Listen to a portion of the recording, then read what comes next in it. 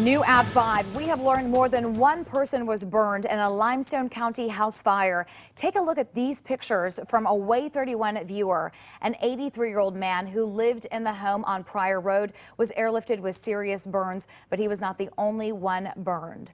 Thank you for joining us tonight. I'm Naja Sherman. Dan Schaefer has the evening off. Way 31 Scottie Kay joins us live. She's been following this story all day. Scottie, what have you learned since we last spoke with you at 4?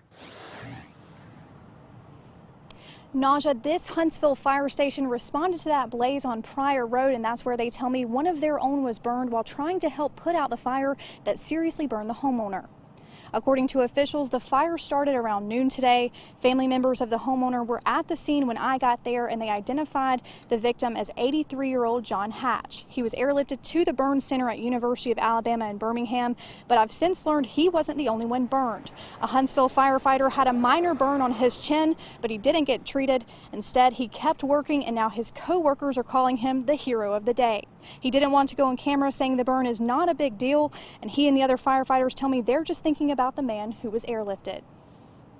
My heart goes out to him and his family. You know, most firefighters in their career, they will get burned. They know what it feels like. It's an awful, awful thing to have to go through, and my prayers are with him.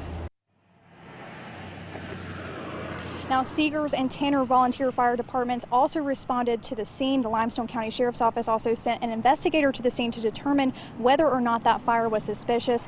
The cause of the fire and where the fire started inside the home is still unknown at this time, but we will continue to follow this story and bring you any updates as we learn them, both here on air and online at waytv.com. Reporting live in Huntsville, Scottie Kay, Way 31 News.